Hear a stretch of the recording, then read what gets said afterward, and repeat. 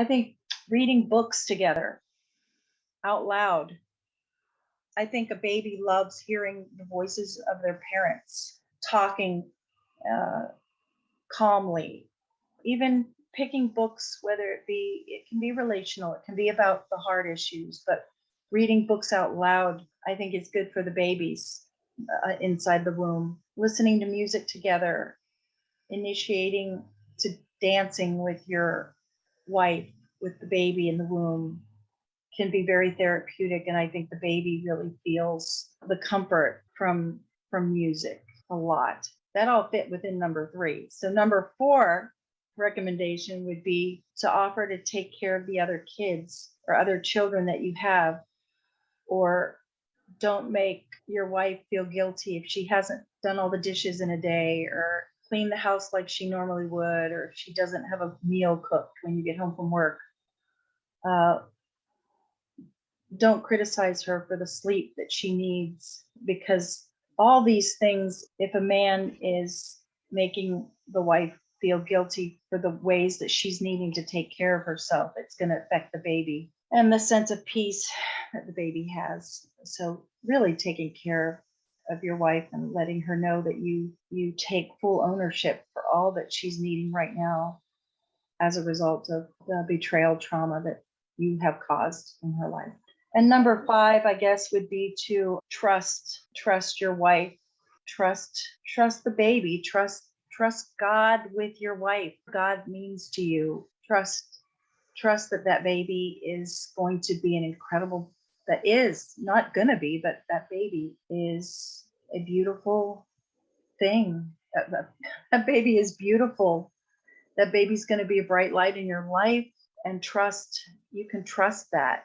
I think being willing to suffer with your wife, with empathy, by listening, by being willing to suffer with her, can bring comfort to her and the baby, so that she and the baby don't feel alone in this Mhm. group. Thank you. The question was dealing with the partners, right? 5 simple things that they can do, but you put inside there what the sex addict, the betrayer, right, or the abuser can also do to actually help in that situation. And so that was lovely of you to share that. So this way he can get some ideas as to how he can be of support to her, you know, and then also for her to be able to be there for herself, right? To be Mhm. able to take what it is that she needs. If she needs to not wash the dishes, if she Mhm. needs to go without cooking the food, right? But she might need some more sleep. Honoring herself in that whole process too is Mhm. also giving her the ability to deal with the trauma that's coming up and then to actually create a safe and healthy environment as best she can under the circumstances for the baby as it's developing, Mhm. because if you're inundated with all the shoulds, the musts, and stuff like that, that puts even more pressure on you. That's stress.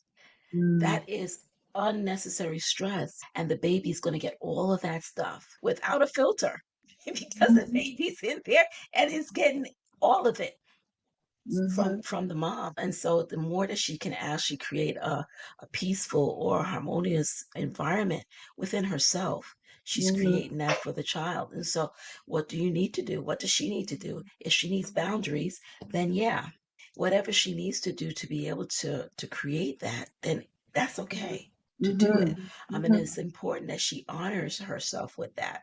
So and I liked there was something else you were sharing about the music because before you mentioned that, I was just picturing a pregnant woman sitting with headphones on her belly. Because one of the things I did as a mom is that I played a lot of classical music, listened to a lot of classical music, and with my youngest son, and it was so helpful in terms of his ability to learn, to be open, because classical music helps with that learning Mhm. curve.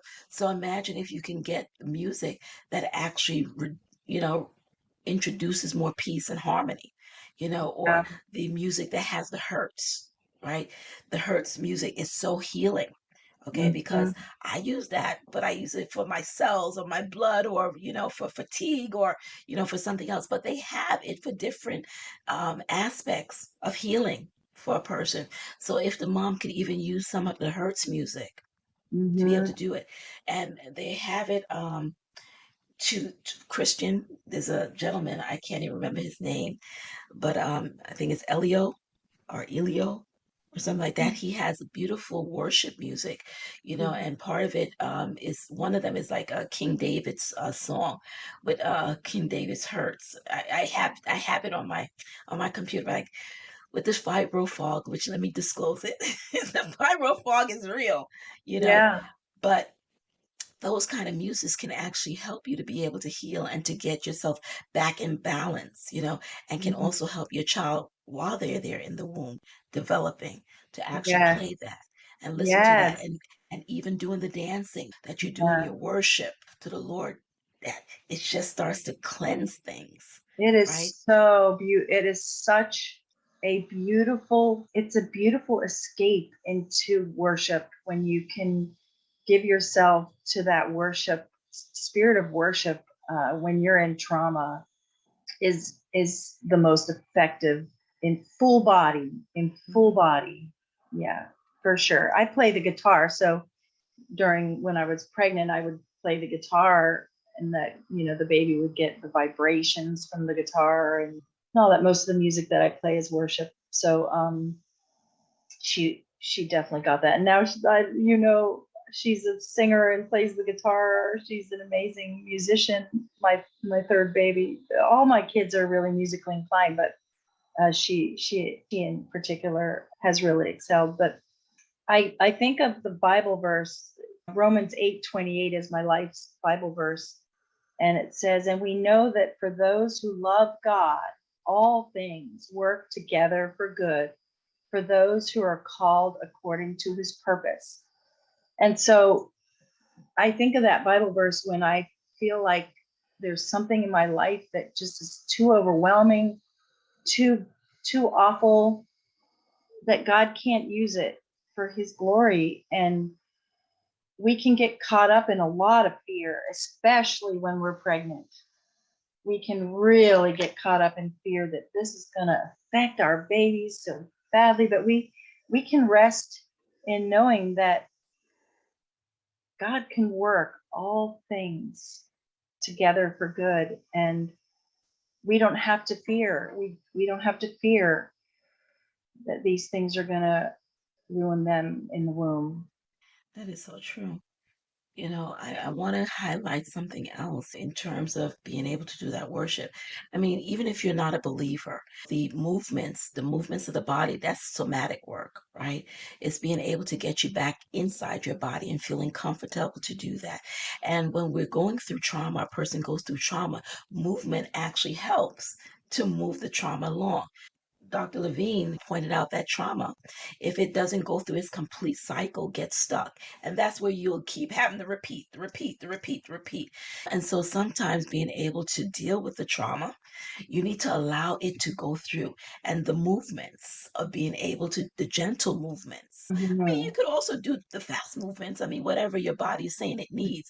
Just trust your body that it will share its wisdom with you, that its intelligence, because the body does have an intelligence. It has been created with an intelligent design. And so it can give you those messages if you're willing to listen to it rather than override it. And That's so if right. your body is saying, let's move, we got to move, then go and move. The other thing I would like to throw out, for consideration is nature therapy, because that is helpful. In terms of dealing with stress, anxiety, and stuff like that, it has been found that if you neglect going out in nature, you're more likely to have anxiety and stress by 27%. So Yeah. just by going out in nature, you can reduce your stress levels or your anxiety levels by 27%.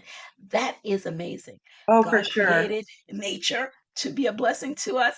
And so, if there's one thing that I would throw out to partners, get out in nature.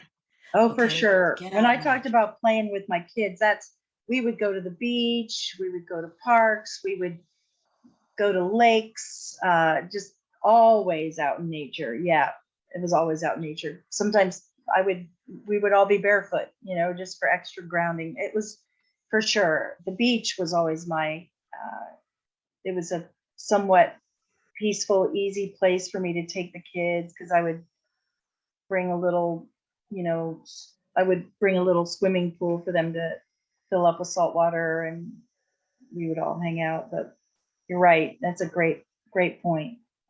Yeah. The other thing, when you're out in nature, there's a couple of things that if you immerse yourself in it, it can really help you to reset very quickly. One is listening to birds. Okay. Two Mm-hmm. is listening to the sound of water, the water. Yeah.